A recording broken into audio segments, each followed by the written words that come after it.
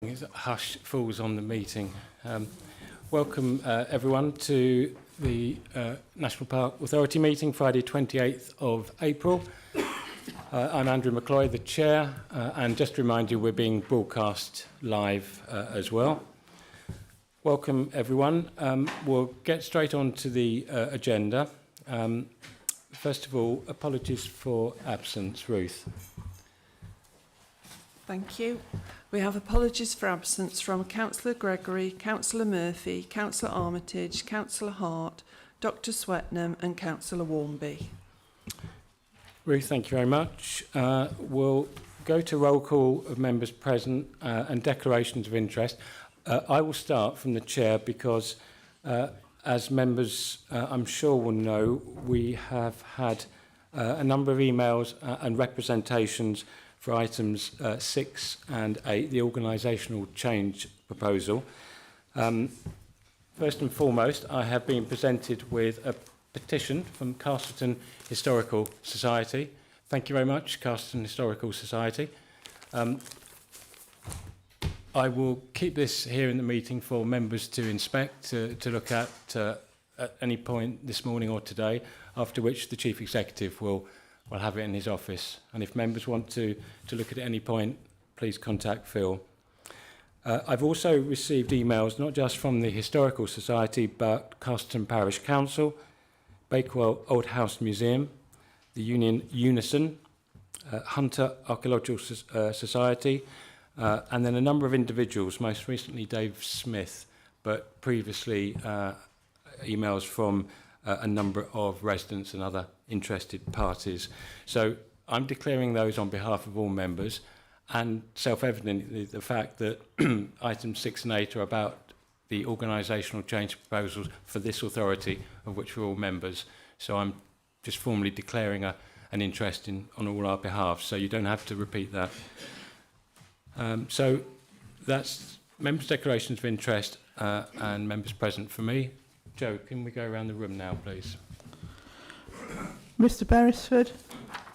Present, and no declarations other than that which the Chairman has already stated. Councillor Brady.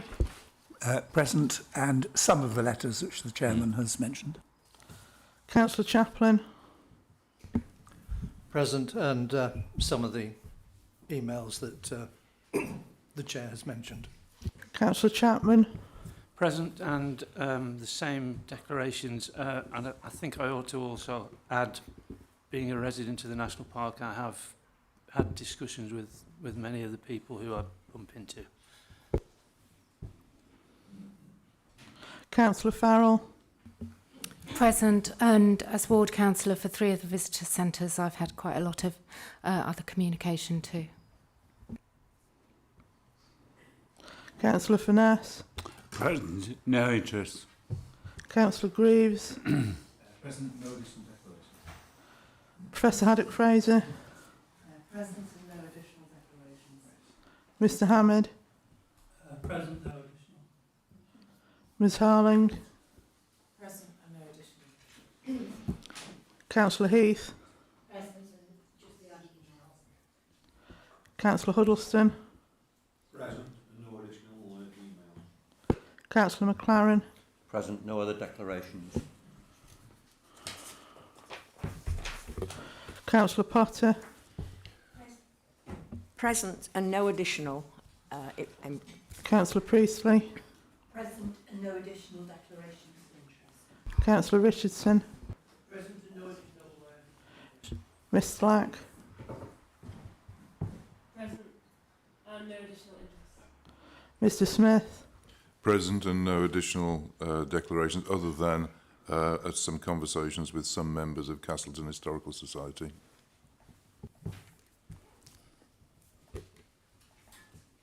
Councillor Tapping. Present, and no additional declarations apart from many conversations with local people. Councillor Taylor. Councillor Taylor. No. Ms Witter. Present and no additional declarations. Councillor Woods. Present and no additional declarations. Thank you. Thank you very much, Joe. Item 2, there's no urgent business I've been made aware of. Item 3, public participation. We have one speaker for item 6, which we will get on to shortly. Item 4, Chair's briefing. I've got 3 announcements. First of all, just to bring members up to speed, National Parks England has just begun advertising for a new executive director, a very exciting role representing all the English national parks. The organisation has, which I chair certainly for the last few months until I step down, has increased its profile recently and is lobbying hard central government for more support for national parks, which is very relevant to this morning's conversation. The executive director role will be a crucial officer role taking that forward. So I will, Phil, if we can circulate the details once they're out there, and if members can pass it around your networks, because I'm sure we're connected with people who would be interested in that high-profile, important role. Last Saturday, I attended a celebration of the life of Michael Dower. Phil also made an appearance, but I was speaking at the event. That was at Lucille Hall at Castleton. Michael Dower, as I'm sure you know, who died earlier this year, was for 7 or 8 years the National Park Officer or Chief Executive Officer for this national park, but he was so much more as well. He went on to be chair of the Countryside Commission, a respected academic. He worked in Europe, all the while focusing on rural regeneration and made a huge difference. And he came from pretty good pedigree because his father was John Dower, who in many ways was the architect of our national park movement in Britain. And announced on Saturday at the event was a new award, the Michael Dower Award for Rural Resilience, which I think we have messaged as a National Park Authority, which is a fitting tribute to him. So that was a very positive event with a lot of old faces, so to speak. And the final item for me, you'll be very pleased to hear, members, that finally the Minister has approved the 2 National Secretary of State positions for this authority.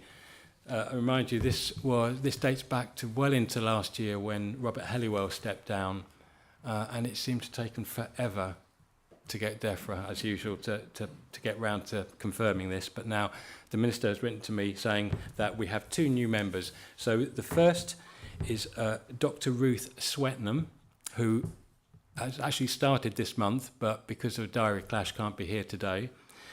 Hopefully she'll be with us at the May meeting. She is a chartered geographer and landscape specialist who has just taken up a new role as Carbon and Research Manager for the Royal Society of Wildlife Trusts. So she has really good background, some good specialist knowledge, and I think she'll make a really important contribution to this national park. As I say, she started already. The other appointment will start in July when Zahid steps down after the end of his role. And the new member who's been appointed is Simon Thompson. He's a very experienced board member, especially in the field of natural resources. He's got international experience, and he's currently a director of the British Geological Survey. So for a national park like ours that has more mineral sites than pretty much every other national park put together, I think he'll be a useful addition to the authority. So we'll welcome Simon in July and hopefully Ruth very soon. Right, that's all from me. We're going to the 2 decision items. Item 5, first of all, the National Park Management Plan. This is a progress report on the plan that has just finished, 2018-23, and I'm going to hand over to Emily Fox to introduce this. Emily. Thank you. Morning all. So as the Chair's just said, this is the progress report looking back on the last 5 years of the management plan from 2018 to 23, which finished at the end of March. Appendix 1 is the actual progress report, and this illustrates progress in delivery of the actions across each of the 5 years. The covering report also outlines some of the particular successes that we've had over the last 5 years, but also areas where we've either achieved something differently to what was originally envisaged, or where we haven't progressed as well as we originally thought we would. Finally, the report also outlines that, as members are aware, the last plan period was overseen by the National Park Management Plan Advisory Group. And as we've now adopted the new National Park Management Plan, we've taken the decision to disband this group at the end of the plan period.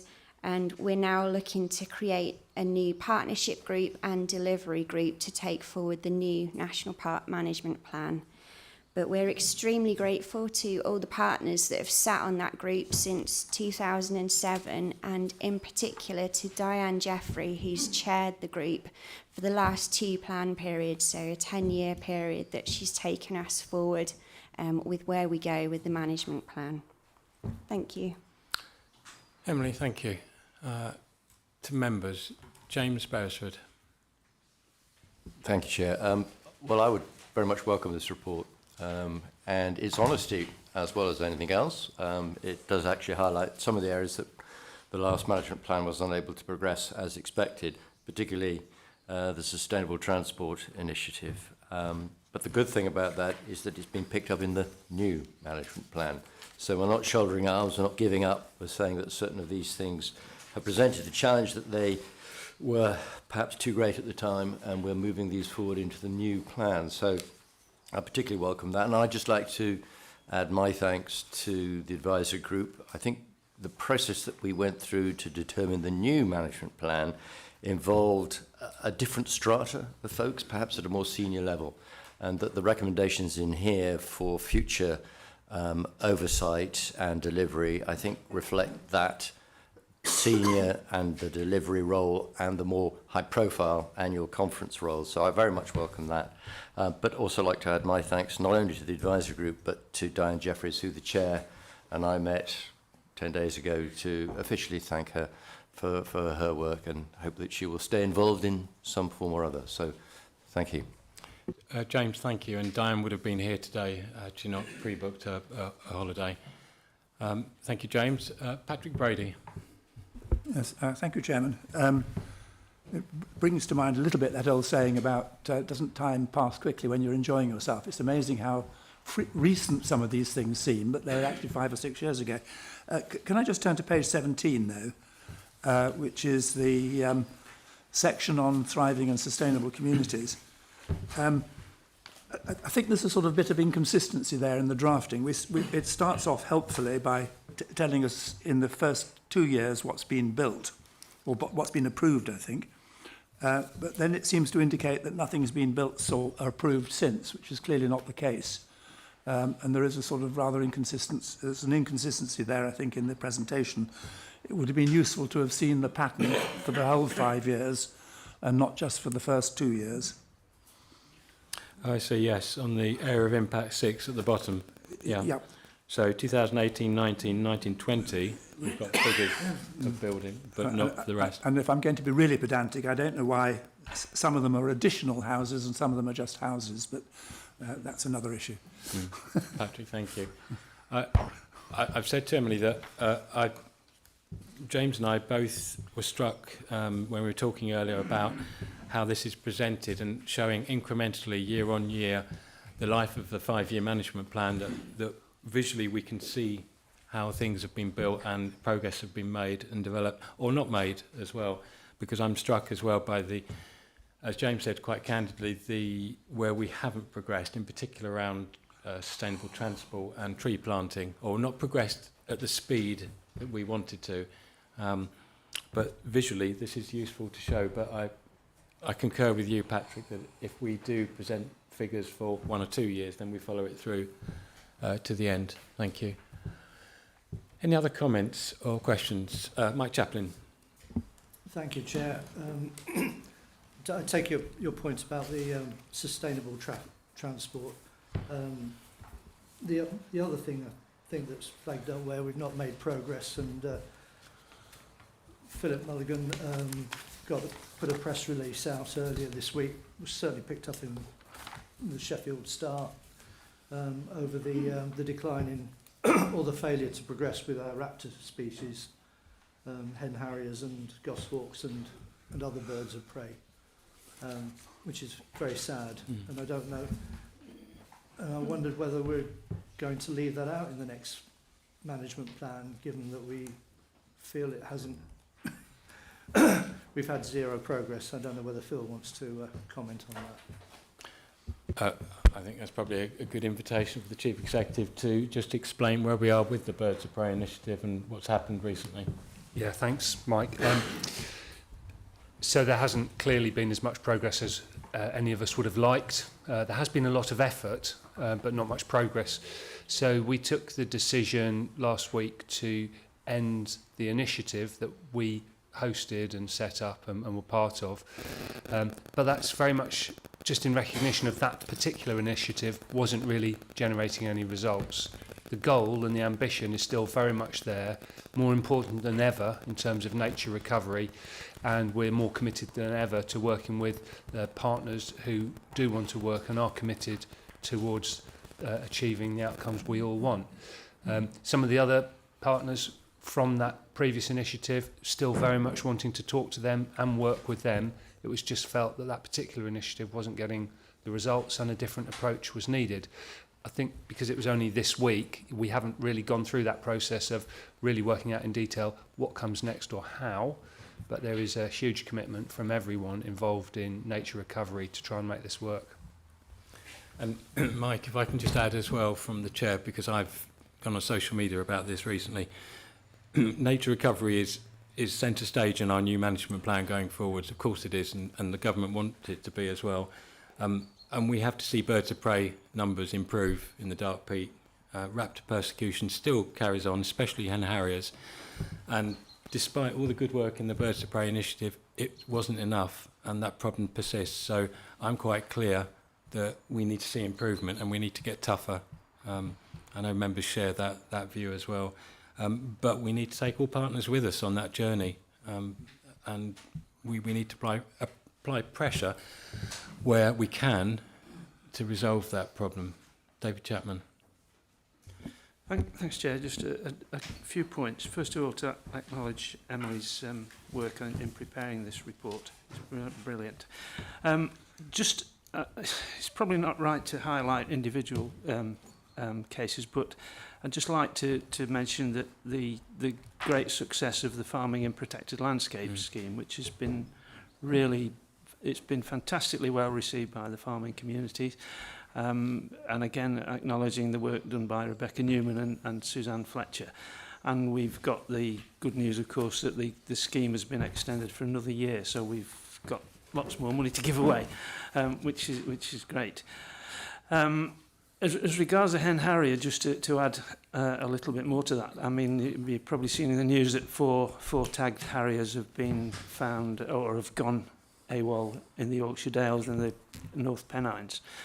And for those who will defend and claim other reasons for those losses, if it's natural causes, the bird is still still has the transmitter and it can be found, whereas the four hen harriers that have been missing in Yorkshire and Pennines, there's no trace of the transmitter. So it suggests that it's human intervention, and that's something that we really don't have that much power over, unfortunately. But again, just sort of defending that side.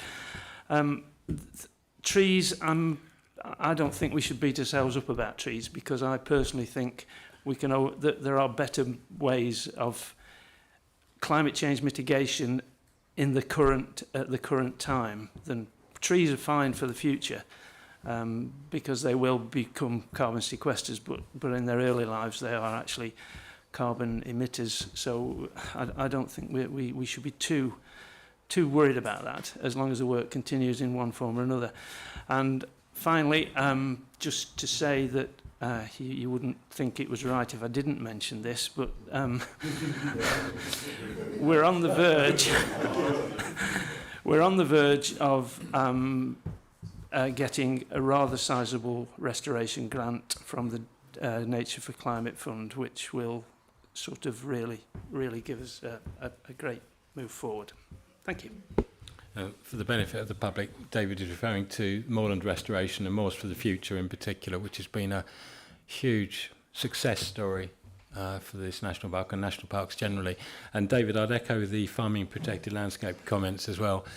When I spoke at the all-party parliamentary group on national parks last month, the Minister, Trudy Harrison, made particular reference to the success of the FIPL scheme across national parks, not just this one, which was why ministers were minded to give us funding for another year. And we really showcased what our farmers and landowners can do in partnership with us. So really positive news. Chris Finesse. Yeah, thank you, Chair. I would just like to move the recommendations. Thank you, Chair. Thank you very much, Chris. Do I have a seconder? Ken, did you want to speak as well? If I may, Yeah. thank you. It's just, I wonder whether there should be a third recommendation. I recognise that you, James, have officially thanked Diane, but I wonder whether members should formally thank Diane for her 10 years of leadership of the advisory group. Yep, I'm perfectly happy with that. I think that's nice just to formally record it. So can we, Ruth, just add a second recommendation that members express their gratitude to Diane Jeffrey for chairing the advisory group for the last 10 years. Thank you very much.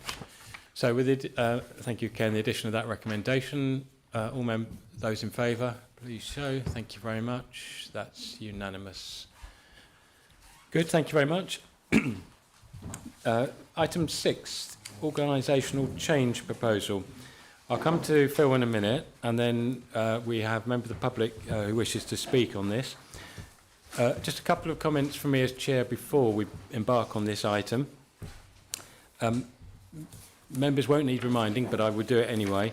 We have a part B on this subject where we will keep our detailed discussion on sensitive topics to that part of the meeting. Part A, this part, is just a more general high-level discussion and questions. And if members stray over the line, I will have to ask you to stop. Secondly, just worth stressing again that the proposal put forward to members here is that we embark on a period of consultation. This is not the final decision on the organisational change proposals. That will be probably for the meeting in July. Okay, so that's not happening today. And thirdly, I mentioned that we've been given a petition by Carston Historical Society. I've mentioned the emails and representations, as I know many members have had, on the subject of visitor centres in particular. And I think it's only right from the chair that I thank all members of the public and interested groups for the passion and the interest and the commitment that they're showing to this national park.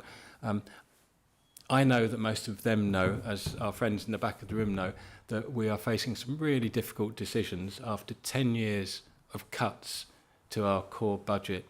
And difficult decisions mean that some people will be unhappy. That's not to preclude where the debate or discussion might go or what might come out the other end, but we do respect and we are grateful for all the feedback we're getting from the public, and we do read it, we do acknowledge it, and believe me, members read all the representations they get thoroughly, and a number of you have spoken to me about it as well. So we take it as seriously as certainly as it deserves. So let me hand over briefly to Phil Mulligan, Chief Executive, just to introduce this Part A item. Phil. Thank you, Chair. I'd just like to say from me a warm welcome to the members of the public here. Thank you very much for coming along, taking the time to be here. It's good to see you here. So the paper introduces reminds members of the fact that we have a flat cash settlement from government, which means we get the same number of pounds each year.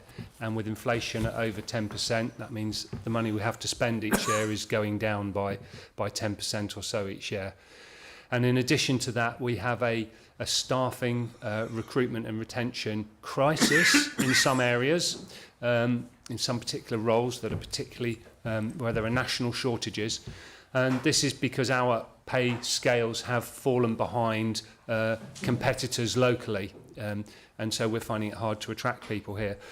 So I therefore need to do something to try and address both of those financial pressures. In addition, we have a current structure that's very broad at the top level, and there's opportunities here with what's being proposed to consult on to try and consolidate that and get some efficiencies and bring certain parts of the organisation together more. We also need to have our core function, our core purpose, we need to deliver to the highest possible standard. And members will see in what I'm proposing that we are really trying to prioritise those frontline core services, increase resourcing in some areas to make sure, particularly in areas like planning, which is how most residents and members of the public who live and work in the park engage with us. And we've seen an increased demand in that area, and we need to be performing at the highest possible level there. So, the authority previously in February unanimously supported the idea of me exploring ideas, and we've gone away and we've done that. So by allowing that, you allowed me to have conversations and talk to colleagues, partners, to just explore ideas. And on the basis of that, and we've seen through that, we've seen petitions, we've seen individual correspondence, we've seen group correspondence, we've had meetings. So that was a very useful process in allowing us to start something that meant we could engage people. And after that engagement and exploration, we're now ready to I'm ready to put forward to members some proposals to consult on. Ultimately, we need an affordable organisation, but we also need an organisation that's fully staffed. If we don't have that, we won't deliver, and we won't be a resilient organisation that's delivering our purposes. I have tried to protect our frontline services and our core services as much as possible. There are going to be savings, but there are also going to be changes in the way we work and new ways, for example, of engaging visitors. We're going to try and fund all of this through, we had a recent one-off payment from DEFRA, which we can use to help fund this transformation, as well as reserves if we need them. So there's the money there to achieve what we need to achieve, and then when we've achieved it, we should have a sustainable, more resilient organisation that we all need going forward. Okay, Phil. Thank you. We have one speaker, Maria Kenyon from Castleton Historical Society. Maria, could you work your way up behind members to take the seat just to my right at the end here, please?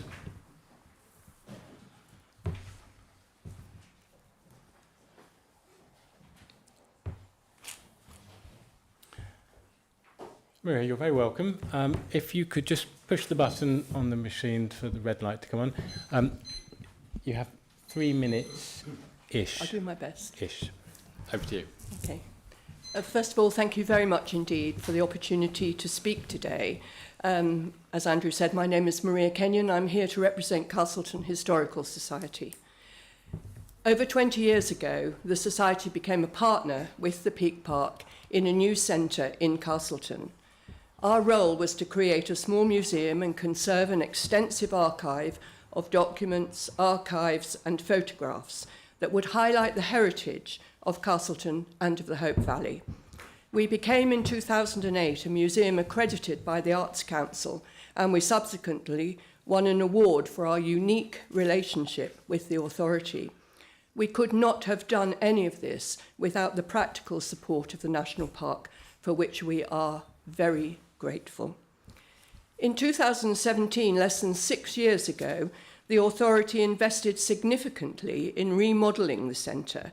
The fundamental and novel premise was that the centre should combine revenue-generating activity, the lease of a new cafe, and an enhanced retail offer, with the provision of free advice, support, information, and activities by staff in the centre and volunteers from the Historical Society.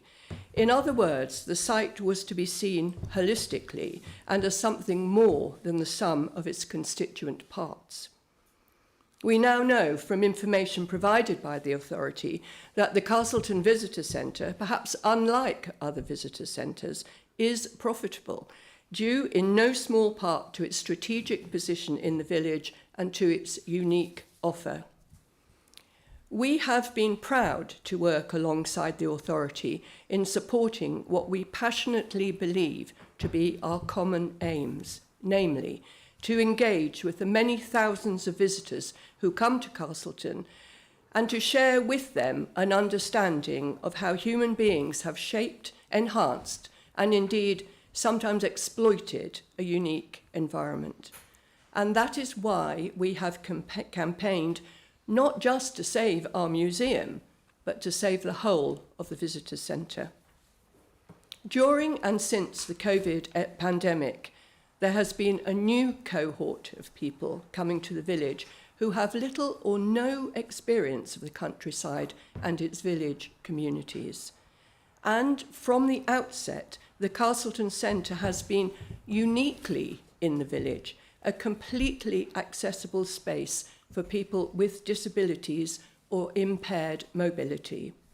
Surely the Peak District must remain accessible to everyone, and particularly to the rising generation of visitors from all backgrounds. We are aware of proposals for new ways of delivering the visitor experience, but we ask you, however, not to be seduced by the siren call of digital.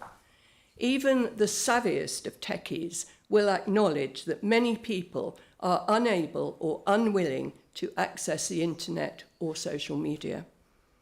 If COVID lockdown taught us nothing else, it is that technology can never replace the warmth and humour of personal contact. We understand that the authority is facing financial challenges, and we wholeheartedly acknowledge that there is scope for the Castleton Centre to be more active, creative, and financially productive. We urge the authority to endorse the importance of this flagship centre in the heart of the Peak District, to recognise the role it can play in promoting the vision and values of the National Park, and to continue to be the public face of the authority. Please do not squander the priceless asset that is Castleton Visitor Centre. Develop it, grow it, and it will reward in ways that money alone cannot buy.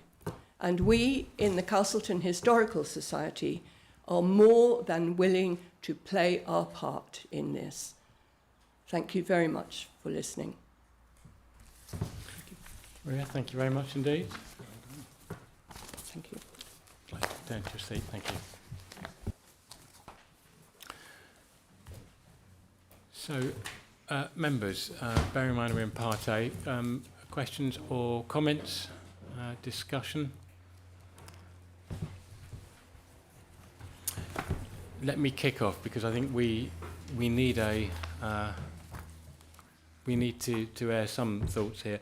Phil, I was struck rereading the paper again last night that obviously we've just been talking about the last management plan, but the paper looks forward to the next management plan and the importance of engaging diverse audiences and so forth. There is a concern across the board that cuts to national parks are impacting on our abilities to deliver our management plans. I presume this has been your thinking and management plans thinking here in terms of the way over the next 5 years we can meet our aims through your, as you're thinking through your proposals? Yes, it's not just the management plan, of course, it's just our core functions, particularly planning, where we need to make sure we've got a fully resourced service. It's absolutely core to what we do, it's why we're here, and we have, as I said, experienced a growing demand in that area and a challenge to be able to recruit and retain people. So that's also at the forefront of the thinking, that we need to have an authority that delivers well what its core purposes are. The reality is we've got less money going forward, so we can't escape that. We have looked at the management plan in terms of the proposals, and there will be some impacts. But how can there not be when the money you get from government is decreasing by 10% a year, when you have to also address the recruitment and retention? So we can't get away from that. What we have done, though, is we've looked at where the impacts will be, and we're looking creatively at new ways of operating. We are looking to also try and generate more income as well. It's not just about cuts. It's about also doing things in different ways. But we also have to look at the cost effectiveness and the reach and the impact of all the work that we do. I think there are huge opportunities to carry on engaging visitors. It's very important, and there are a huge number of ways in which we can do that. And we have to remember that the quality of our offer in our centres, the professionalism of the staff, the partnerships we have, that is without question. It's a very good service and a good experience. The reality as well is that only a fraction of the people who visit the park ever actually get to experience that. And we have millions of visitors who will never go to a visitor centre for whatever reason. And we also need to be engaging those visitors. And we need to be engaging visitors before they even leave home. We need to be engaging the kind of new audiences who wouldn't normally think to come to the park. And therefore we do need to think about ways other than the kind of visitor centres we've traditionally had, as a way of actually being more inclusive and having a wider reach and reaching a more diverse audience. Thank you. James. Thank you, Chair. Maria spoke with great elegance, and I think I would just like to make the point that as part of the consultation, I hope people don't think that this is a whole-scale closure exercise, should indeed we take the decision to review what we're doing in these centres. There will be, and we are looking at, alternative uses of these centres. They're not necessarily going to become a black hole in these particular sites, and I think perhaps that hasn't been communicated as well as it might. I don't think we're for a minute suggesting that there isn't a role for interaction of some description in these centres. So I think that point is probably worth making. I think I'd also emphasise the Chief Executive's point around better engagement with other elements of our visitor profile. We're not reaching a lot of people we should be reaching. It's a fact. And regrettably, visitor centres, such classical visitor centres such as these sites currently are, aren't natural calling points for those visitors. They're not. And it's not simply a fact that the National Park is experiencing challenges in respect of interaction with these sites. I was in Liverpool last weekend, and I noted from their media, Liverpool, which I think is the 6th most visited city in the United Kingdom, are having to consider closing their centre. So I think members of the public do need to understand that this is not simply a Peak Park problem. It's a national problem. And I hope that members of the public can be assured that we are committed to engaging with visitors from all spectrum of society. Thank you, Chair. Thank you, James. Janet Haddock-Fraser.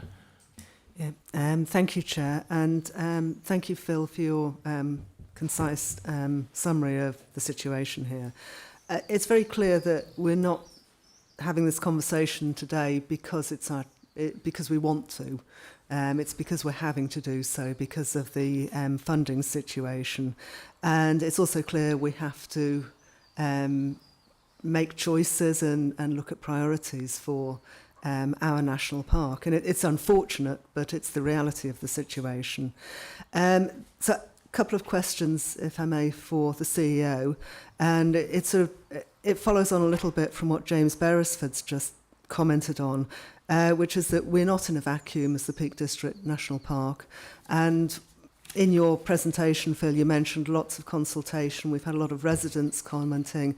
Thank you very much to Castleton Historical Society for their contributions and their very clear delivery there. But do we know what the other national parks are doing? They're facing a similar situation. Other organisations that various ones of us have engagement with, such as the National Trust, Canals and River Trust. What are other organisations doing in these constrained circumstances, particularly about visitor engagement? Are we going to be discussing with those other providers what they're doing to learn from them? Thank you, Janet. Yes, it is a challenge we all face.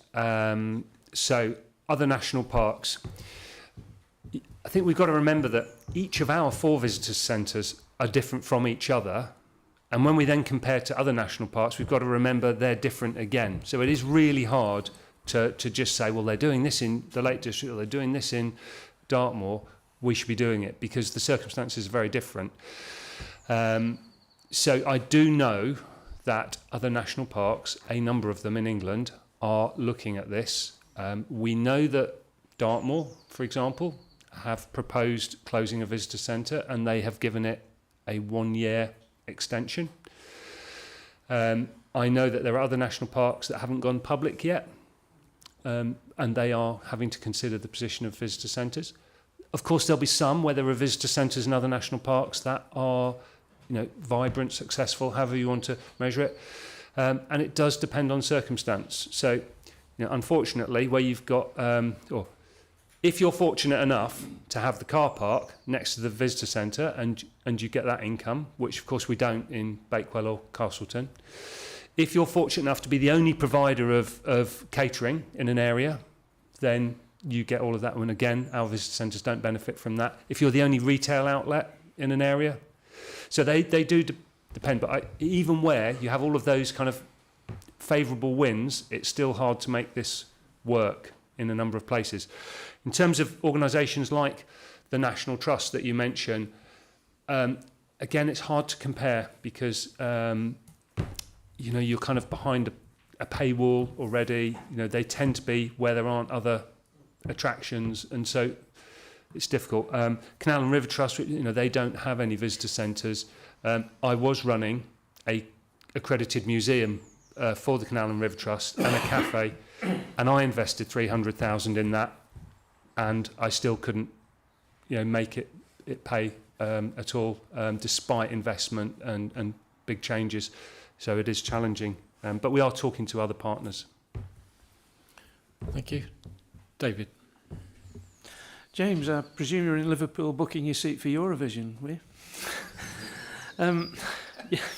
Well, I was going to say I hung on the phone for 6 hours.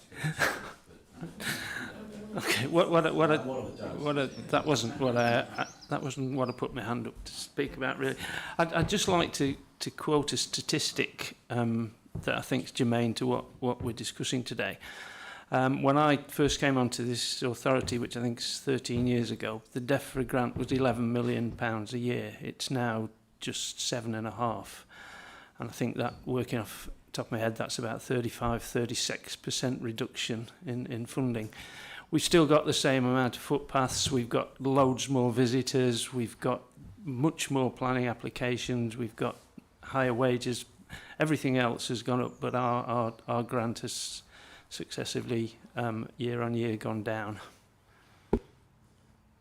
Thank you. Chris. Thank you, Chair.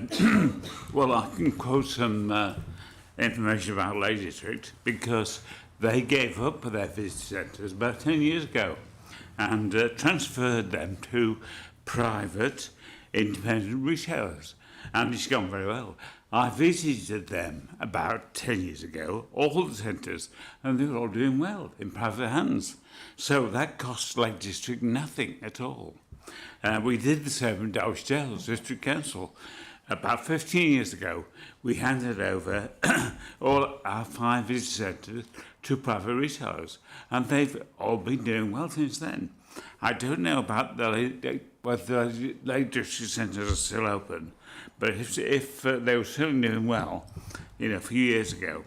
So I don't know why we haven't considered that. It just seemed a good thing to do, to hand over the tourist information to private retailers, because they get extra footfall in their shops by having tourist information, and we save a lot of money because they don't have to pay any extra wages. The staff who are currently there provide the information, so it costs nothing.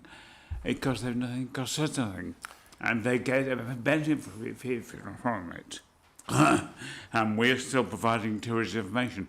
I know when we visit anywhere, the first place we head for is tourist information.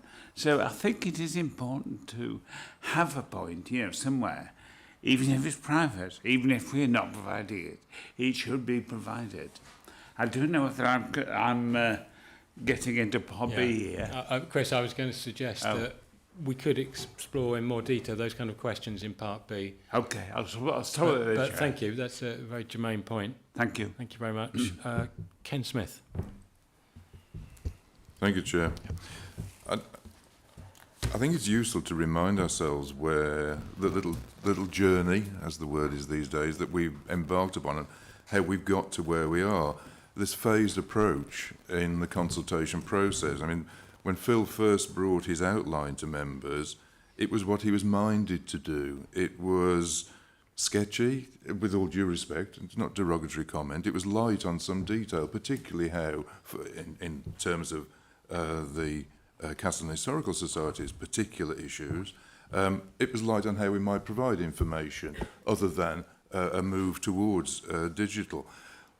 Those issues we approved a more detailed approach as part of that phase process, and that has brought out more detail, I think, in the ways in which information might be provided, and it's been aided, in fact, by the work of Castleton Historical Society and others in raising a suite of issues which, in some respects, legitimately, I think, could be. They hadn't been overlooked, but they weren't explained in detail.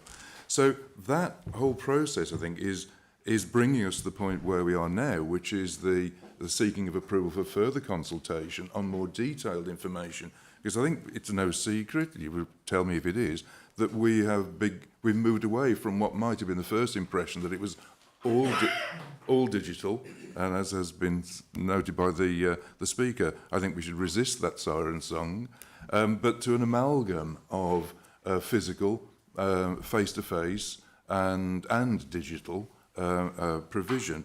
And I think that if and when we receive a paper in July, we need, I think, as members, to be made aware of the options that have been explored and why some have been brought forward and why some have been rejected, in order that we are in a position sufficiently to make informed decisions on that basis. I think that that the information that has begun to develop about information provision does reflect the unique relationship, I think, that we have with Castleton Historical Society, and the fact that we aren't trying to throw that baby out with the bathwater. And I hope that Castleton Historical Society will be reassured by that, and that they will see ultimately that within the constraints that we have to work, we are looking to respect and move forward with these positive relationships, but in ways that we have to be able to afford, that we have to be able to sustain. So that's all. Thank you, Chair. Ken, thank you very much. I'll come to Charlotte Farrell, then back to you, James, maybe to wrap up. Charlotte. Thanks. I don't know if this is sort of veering into part B, so stop me if it is. We're sort of talking a lot about Castleton and the other visitors centre in terms of tourist information, but they do a much wider role in terms of education, which I think needs to be acknowledged and can't be given appropriately digitally. They encourage people not to go walking on Kinder, for example, re-signpost them to other walks roundabout, discourage people from walking up Mamtor in flip-flops, and give information about not letting their dogs off their lead. All these things are really important, and I think just reading that information digitally, it's not going to be acted upon, but to have someone explain to you properly why these things are foolish. I mean, we all know it's ridiculous, but, you know, even around us, I see people going out all the time inappropriately dressed, footwear, etc. So, you know, I think it's really important that we acknowledge that Castleton does a really big job in terms of this. So there's other things I want to say, but I'll save those for part B. Sure. Thank you, Charlotte. And James, and then Charles. Yeah, thanks, Chair. Sorry to come back again. I mean, Ken's absolutely right in that which he describes. This is about consulting on future options. But could I remind members that this is about the paper we are looking at is about the broader organisational change. It's not simply visitor centres, and I therefore move it. Thank you. Thank you, James. And two seconders, but David and Janet. Charles Greaves, finally. Thanks, Chair. I think there's no doubt about the financial situation that the authority's in, and also in terms of the staffing issues that we've got. So the reality of it is, for most of what's in front of us, I don't see. I'm sure the Historical Society would agree that the direction that we need to take the authority in is pretty much set for us. The issue, obviously, is around the visitor centres, because that looks like where the biggest impact's going to be. I would like to thank the Historical Society for their presentation, and clearly there's a lot of concern from Castleton residents about where things may end up. But can I ask, in terms of the visitor centres that we're currently operating, what contributions are being made by the county and district councils currently, and have they indicated any willingness to step forward with funding? Charles, I don't want to go into too much detail there, because I think we could have more like thorough discussion in part B on that one, explore one or two themes like that. So can we hold that thought, because there's no straightforward answer as far as I understand. It is quite complicated, not least because of our the fact that we cover 11 constituent authorities here in the Peak District National Park, and it's with audiences from lots of different directions. So as always with the Peak District National Park, it's a complicated picture, which is why there's no easy solution here. I'd also just echo what James said as well. I know it's been proposed and seconded.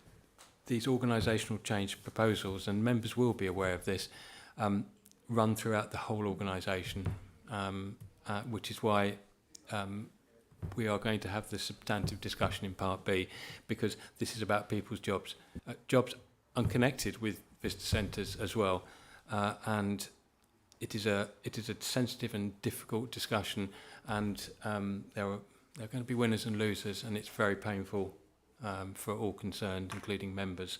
So obviously we're focusing a lot of this on visitor centres, and quite rightly too, but let's not lose sight of the bigger picture, because as those of us who are local authority and parish members know, we don't have to get it in the neck sometimes over planning as well, and we need to make sure we discharge our statutory function as efficiently as possible, and we know there's improvements to be made there. So you'll be aware of that, members, in Phil's wider paper, but we've got to take that wider strategic look at this organisation going forward, where we'll be in 5, 10, 20 years' time. And we've got to make sure that, you know, when we all move on as members, and I will be doing that fairly soon, we leave this authority in a, as much as possible, resilient, strong position moving forward.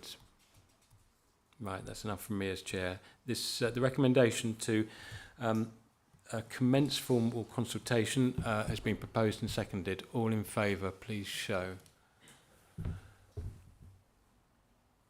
Thank you. Anyone against? Any abstentions? That's 1, 2, 3 abstentions. Motion is carried. Thank you very much, members. Thank you very much indeed, all members of the public, the Historical Society, for coming today. We've appreciated your contribution. We have listened very carefully. We have a big document on the table which we will share around. We will be talking to you again. So thank you very much for coming. But we're going to move into Part B, the confidential item. So can I have a mover for that, please? And a seconder, all in favour? Thank you.